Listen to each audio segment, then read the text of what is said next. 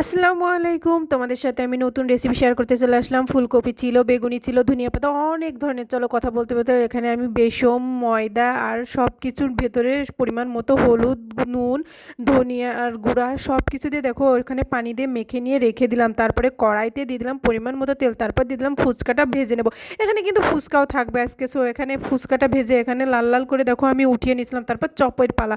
এখানে দেখো ফুলকপিও নিয়েছি। এখানে ফুলকপির বড়াটা বা চপটা যেটাই বলো সেটা করার জন্য কড়াইতে দিয়ে দেখো সুন্দর করে উল্টিয়ে পাল্টিয়ে নেব।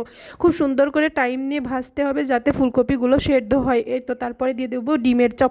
ডিমের চপটা কেন মিট যাবে, ঘরে যা ছিল তাই দিয়েই কিন্তু আজকে চপ বা পকোড়া করতে লেগে গিয়েছে। এখানে ওই ডিমের চপটাও দেখো সুন্দর করে উল্টিয়ে পাল্টিয়ে নেব। কোনো কিচ্ছু বাদ যাবে না, কিন্তু ঘরে যা যা আছে সব কিছু দিয়ে আমি লেগে পড়েছি। এই যে এখানে আবার দিয়ে দিলাম বেগুনি। বেগুনিটা খেতে কিন্তু ইয়াম্মি লাগে। তোমাদের কার কার বেগুনি খেতে ভালো লাগে কমেন্ট বক্সে জানিয়ে দেবে। কিন্তু এখানে বেগুনিটাও হয়ে গেছে, বেগুনিটাও কিন্তু সুন্দরভাবে উঠিয়ে নেবো। দেখো কত সুন্দর কালার এসেছে, ওফ দেখে তো জিভে জল এসেছে যাচ্ছে। তারপর ছিল ধনিয়া, দেখো ধনিয়াটা উল্টে পাল্টে দিয়ে দেবো।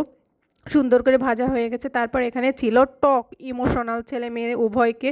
তারপর ফুচকাটা করার জন্য রেডি করছিলাম। দেখো এখানে আমি প্রিপারেশন সব কিছু খুব সুন্দরভাবে নিয়েছি। আলু টালু দিয়ে ফুচকাটা মেখে নিয়ে দিয়ে দিলাম ডিম কুচি।